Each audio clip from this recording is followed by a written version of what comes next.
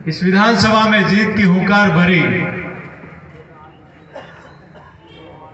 और मैं किरकी चौकी से यहां तक आया।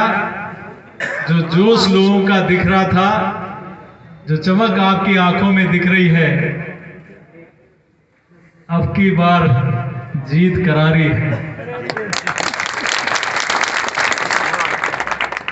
और मैं दावे के साथ कह सकता हूं, आपने मुझे भारतीय जनता पार्टी का आपने 2 बार सांसद बना के दिल्ली भेजा। प्रधानमंत्री नरेंद्र मोदी जी को प्रधानमंत्री बनाने के लिए एक प्रतीक के रूप में मुझे भी आपने दिल्ली भेजा और आप सब लोगों के आशीर्वाद से पार्टी ने मुझे प्रदेश अध्यक्ष का दायित्व भी दिया। पिछले 8-9 महीने से पूरे प्रदेश में जाने का अवसर मिल रहा है और पूरे प्रदेश में जाने के बाद इस बात को मैं कह सकता हूं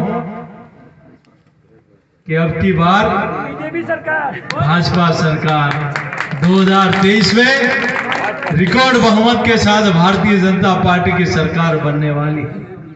उसके पीछे कारण है कि 2018 में एक ऐसी सरकार आ गई जिस सरकार ने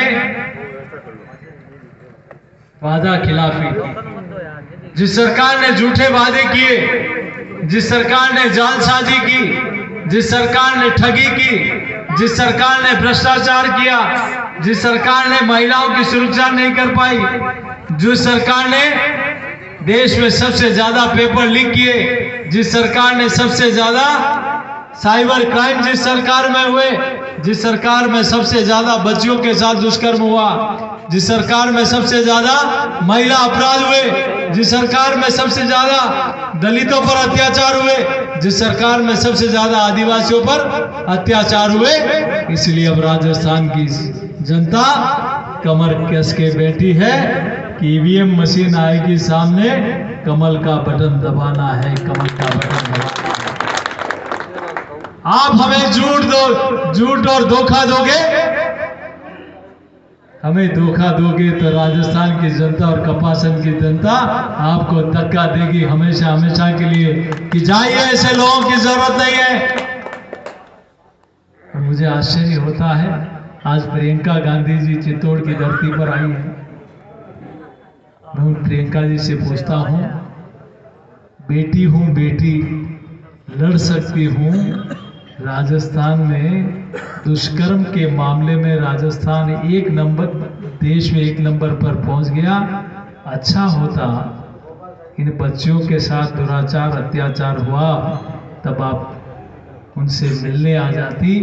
आप जिस दिन भीलवाड़ा में थी वहां एक गुजर उसके टुकड़े टुकड़े करके फेंक दिए गए। अच्छा होता उसके पासू पहुंच जाती। अच्छा होता आप उस एम्बुलेंस में जिस महिला के साथ दुष्कर्म हो गया, अच्छा होता जहां आईसीयू के अंदर एक महिला के साथ दुष्कर्म हो गया होता और उसके आंसू पोंछने पहुंच जाती। अच्छा होता एक पति के सामने अलवर में पत्नी का बलात्कार हो गया, अच्छा होता उसके आंसू पोंछना पहुंच जाती। अब राजस्थान की बहन बेटियां आपकी सुनने वाली नहीं है। अब अपना क्रोध दुर्गा बनकर वो कमल का बटन दबाएगी और राजस्थान में भाजपा की सरकार लाएगी। आप किस मुंह से जनता के बीच में जा रहे हो?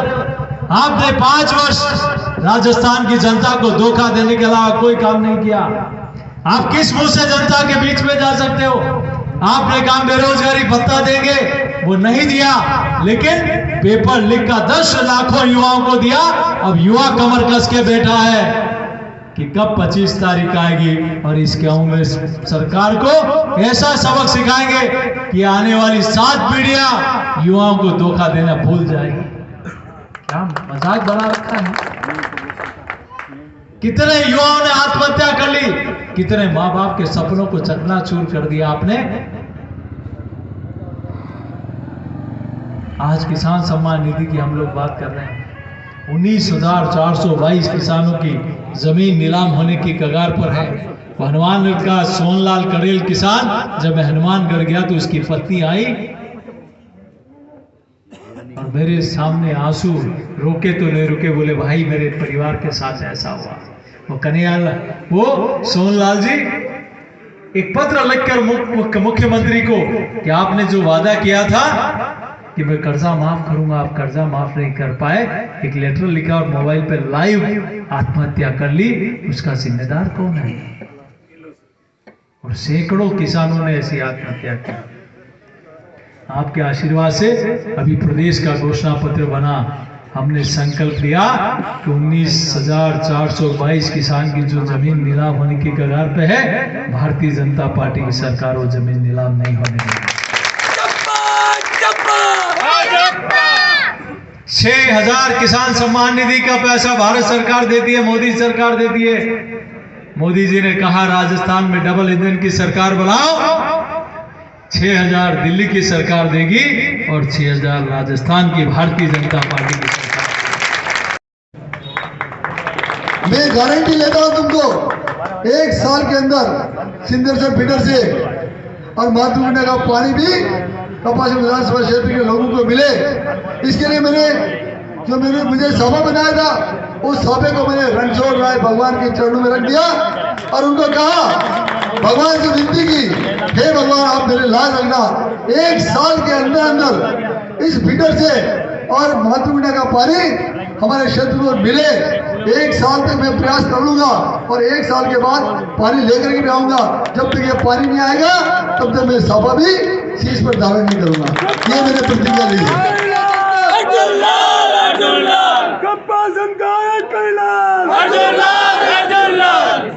अर्जुन ने जब भी प्रतिज्ञा ली है, चाहे वो महाभारत काल में भी प्रतिज्ञा ली हो, उस समय भी प्रतिज्ञा पूरी हुई है और आज भी ये प्रतिज्ञा पूरी होगी। मैं इतने निवेदन करना चाहता हूं आपसे, जिस प्रकार से मोदी जी ने इस देश का नाम किया और राजस्थान में भी हमारा मुख्यमंत्री बने, और वो मुख्यमंत्री कौन बने?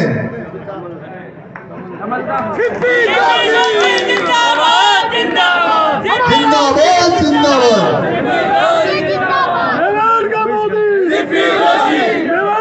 मैं चाहता हूं हमारे को ये दायित्व मिले, पूरे राजस्थान का दायित्व भी मिला हुआ है, आगे भी दायित्व मिलता रहे। निश्चित रूप से इस मेवाड़ का, पूरे राजस्थान का चौमुखी विकास होगा, इसका कोई रोकने वाला कोई होगा नहीं। ये चौमुखी विकास के लिए हम सब यहाँ बैठे हैं, राजस्थान के अंदर डबल इंजन की सरकार बने, इसके लिए हम सब कृत संकल्प हैं। सीपी जी को विश्वास दिला दो और यहाँ पर प्रचंड बहुमत के साथ भारतीय जनता पार्टी का कमल खिलेगा। आप सब पधारे, आपके चरणों में ये विनती करता हूँ, 25 तारीख को एक भी वोट घर पे नहीं रहे, एक एक वोट कार्यकर्ता निकाल करके 12 बजे से पहले 80% से ज्यादा वोटिंग कराने की जरूरत है।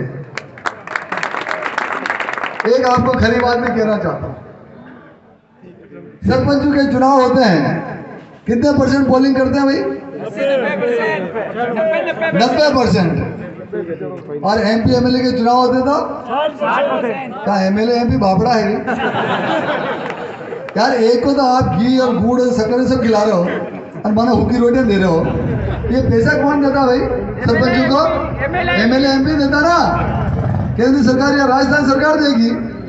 जब पैसा वहां से जाएगा, उस खजाने से जाएगा, और उनको तो ज्यादा वोट दे रहे हो और हमको कम दे रहे हो। हम तो कटौती नहीं करते हैं, इसलिए आपके चरणों में निवेदन है, वही कार्यकर्ता आप हैं। 90% वोटिंग कराने वाले आप हैं, 60% कराने वाले आप हैं, 80% कराने वाले आप हैं। इसलिए आपके चरणों में निवेदन है कि सबको बराबर रखो। हम भी आपके जैसे आपके ही कार्यकर्ता हैं, हम कोई दूसरे नहीं है। हमारे साथ इस प्रकार से दोहरी रणनीति मत अपनाओ, और दोहरी रणनीति से गड़बड़ हो जाता है। इसीलिए आपके चरणों में निवेदन करता हूँ, क्या इस बार 90% वोटिंग कराने के लिए आप तैयार हैं? पीछे नहीं है, 90% वोटिंग के लिए तैयार है क्या? विधानसभा में, लोकसभा में? आप सबको बहुत बहुत धन्यवाद। जय हिंद, जय भारत।